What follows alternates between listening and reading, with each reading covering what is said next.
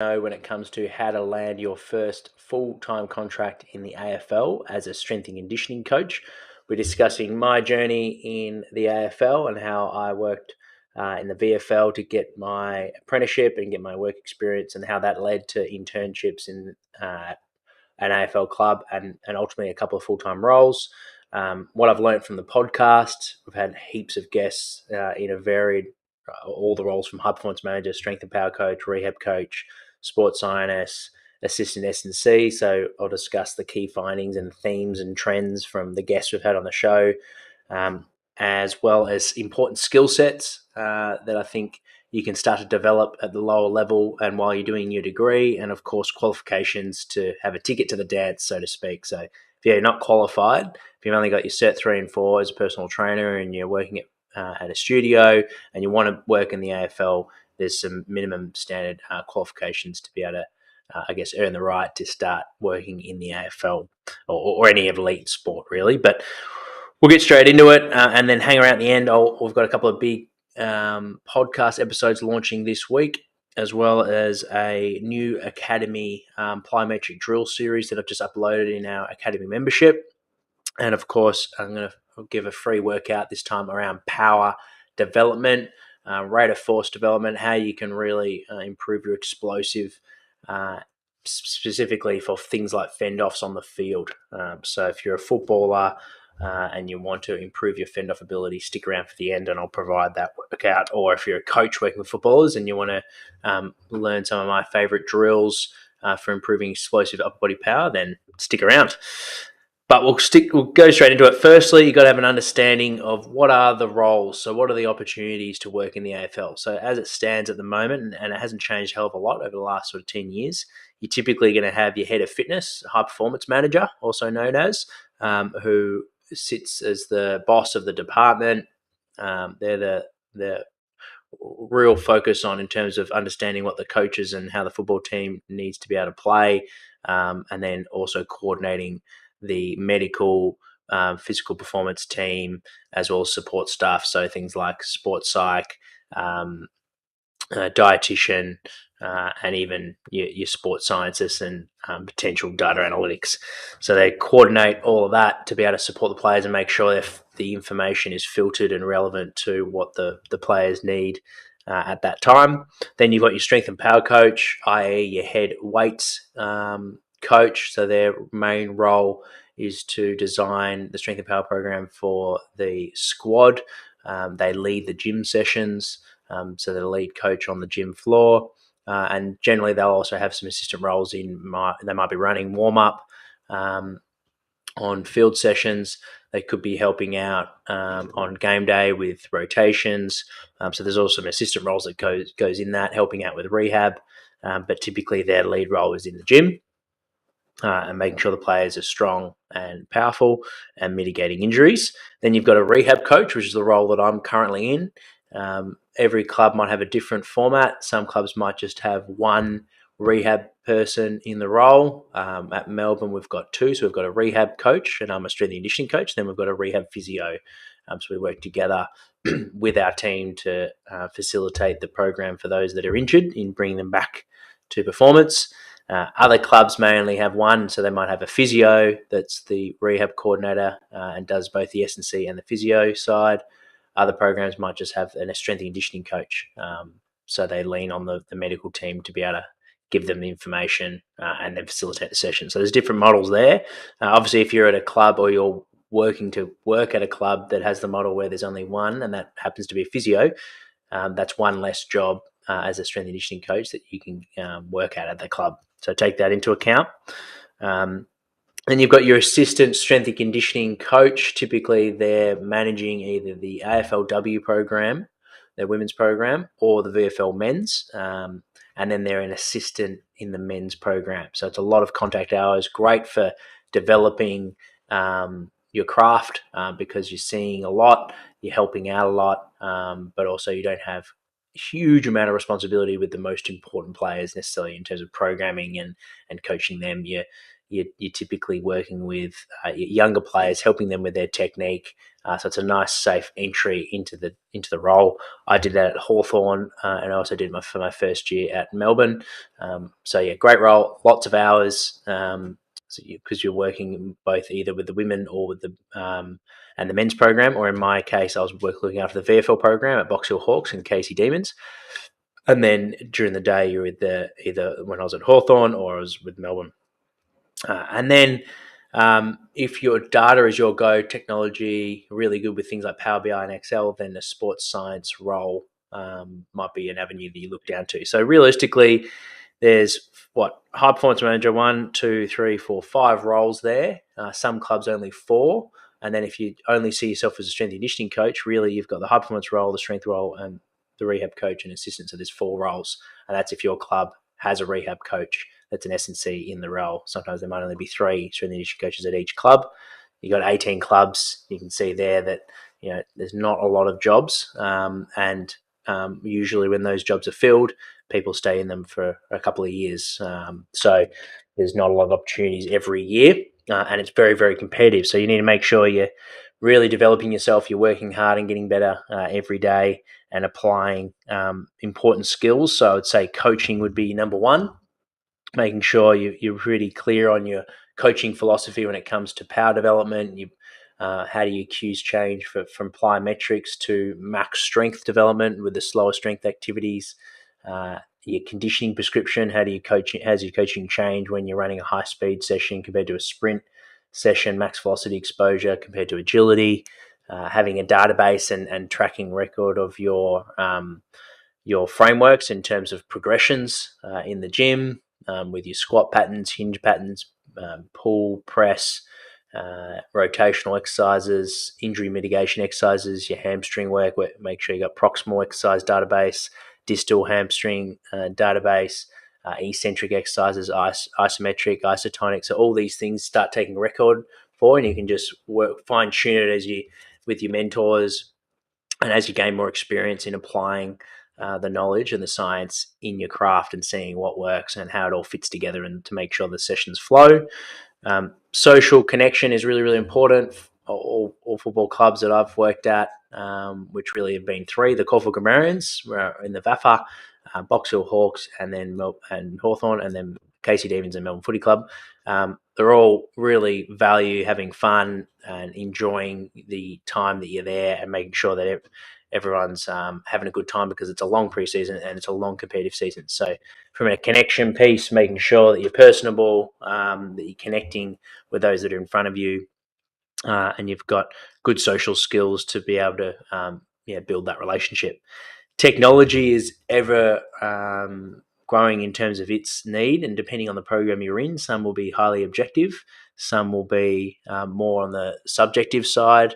Hawthorn, when I was there, was more leaning towards the personal side and going off the feel, and I guess the coach's instinct and athlete's instinct, and how the athlete is feeling, and guiding heavily off that. Still, obviously, lots of objective data, and you have your analysts, you have your scientists, but there was more probably the art of coaching that was applied in that setting.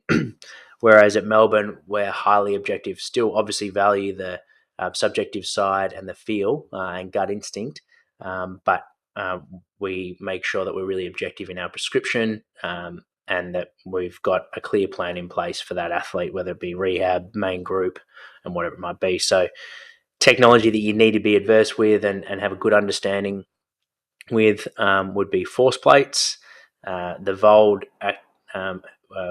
injury screening activity, so NORD board, and your force frame. You want to be able to use, and it's not essential because you learn these pretty quick, but being competent with Excel or Team Builder, so apps that the clubs use. So most AFL clubs will use Team Builder. So if you can get used to that, if you're working in a private practice, might not be a bad idea to start getting used to it. And then also having your own Excel information in terms of tracking your loads. And then video analysis as well. So being able to film the athlete and give them clear feedback on their mechanics, specifically with running drills, acceleration, change direction, sprinting mechanics.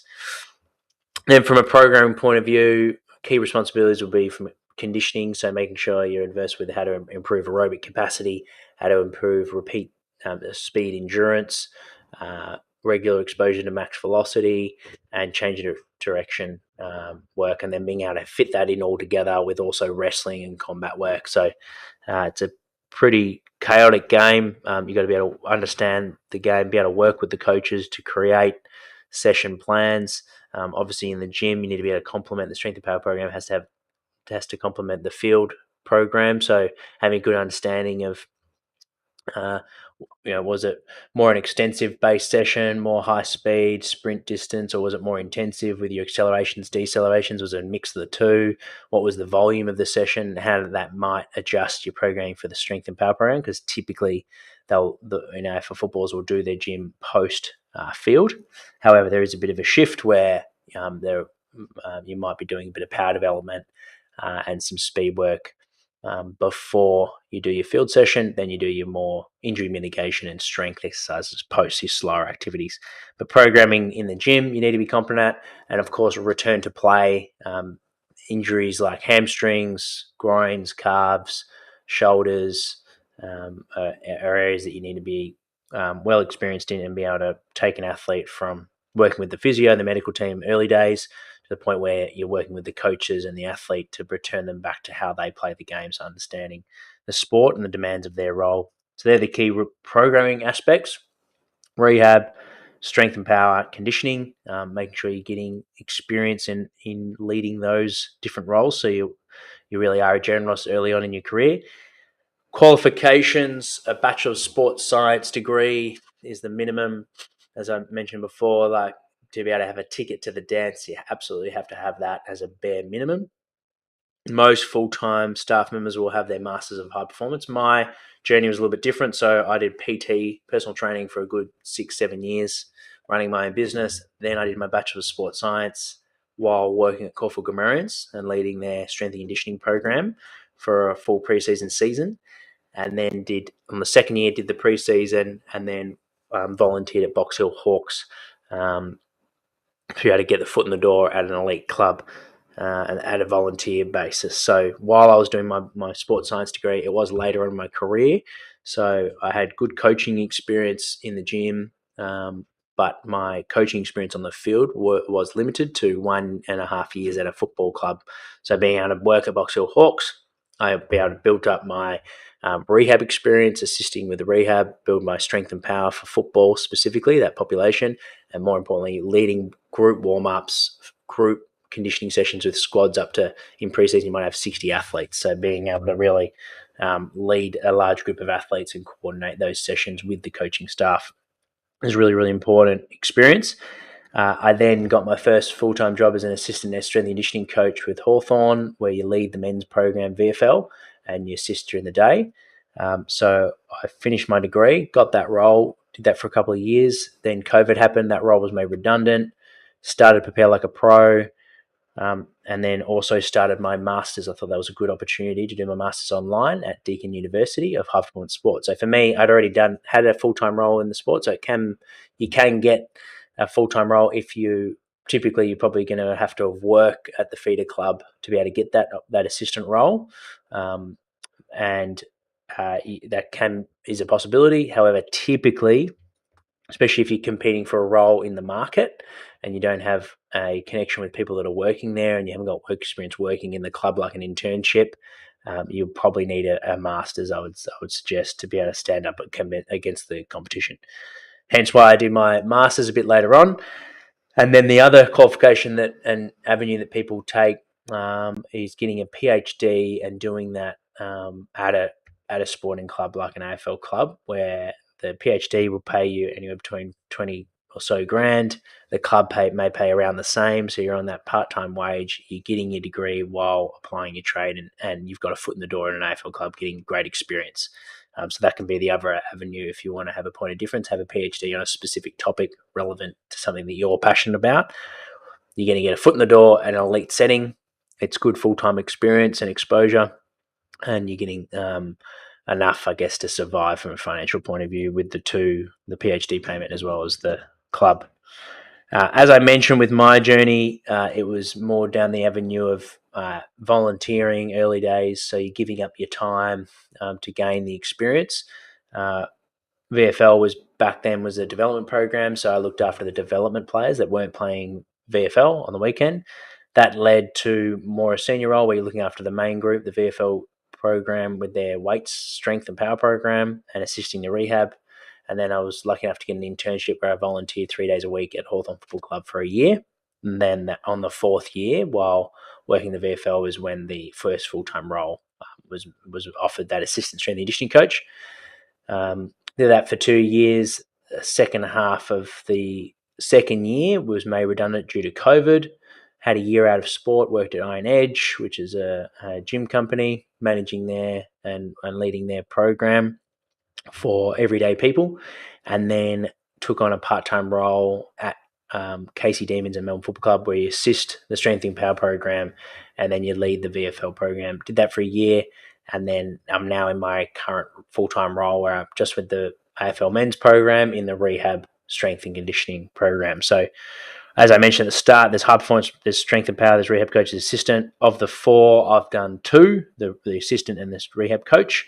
And then the two that I haven't done is the strength and power and the high performance, which are typically the more senior, experienced roles. So people that have worked in elite sport for 10 years typically are in the strength and power and high performance role. So that's my journey from the podcast guest. That would probably be the typical journey. I would say most people had sort of 4 or 5 years in personal training, running a business, and getting lots of time in coaching. Then having their master's degree done, then getting some form of experience in an institute or a state league football team before getting their first opportunity in a full-time basis and a contract. So that's your pretty standard. Others that have been on the podcast that come to mind worked in other elite sporting realms, so which is basically, if you can get a full-time contract in any field-based sport, it's going to pay dividends late in your career. So NBL, A-League, institute roles, the QAS, VIS. So any of those full-time roles will set you apart from the competition because you're applying your trade every day and you're surrounded by great practitioners in those full-time environment. So your development is really fast-tracked compared to the part-time roles. In saying that, it takes a long time before you get your first full-time role, so you're naturally going to have to volunteer your time, work in the clinic, private practice, and just get your experience and develop your skills wherever you can for a period of time, also to make ends meet. Hopefully that helps provide a little bit of context in what it takes to be a AFL strength and conditioning coach. If you've got more questions on the topic, I'm more than happy to share. Just reach out on our socials and I'll answer any questions around the topic. This week we have Ender King's episode, specifically talking about building robust athletes and some advice around groins and ACL injuries. That's released on Wednesday. Cameron Ferguson is our live chat for the week. That will be this Thursday at 4:30 p.m. He's the head of performance of the Gold Coast Titans, so we'll be looking at how to manage high-pressure environments as a performance manager. And then our bite-size episode will be with Shane Leon, where we talked about football development program, how his philosophy is all about making sure everything we're doing, he does in the strength and power program, is connected to how they want to play the game at the Sydney Swans. So that's a great episode. I did that interview a year ago, and we're just bringing it back to life. Academy members, as I mentioned, make sure to log in, check out our latest platform in the exercise drill database. I've just added in some new plyometric drills to improve your reactive strength and your explosive power. So if you're a footballer or if you're a coach, check out that new drills series.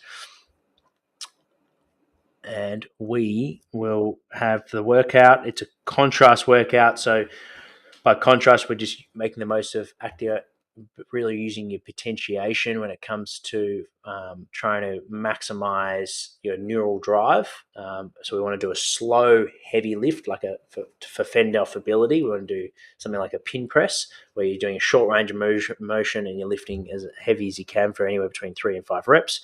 Then into a moderately heavy exercise to work on your power. So like a banded bench press, where typically you can generate a lot of momentum and use that stretch shortening cycle through the chest by lowering the bar and then driving up, and the tension is going to get higher as you get to your strongest point during the lockout, and it's easiest at the bottom, so you can really generate a lot of speed and work on that power development, rate of force development, and then a light exercise like a medicine ball throw. Have a partner standing on a box. They drop the ball towards your chest, and you just react and throw that ball as high as you can. So real light, fast movement, working on your speed strength.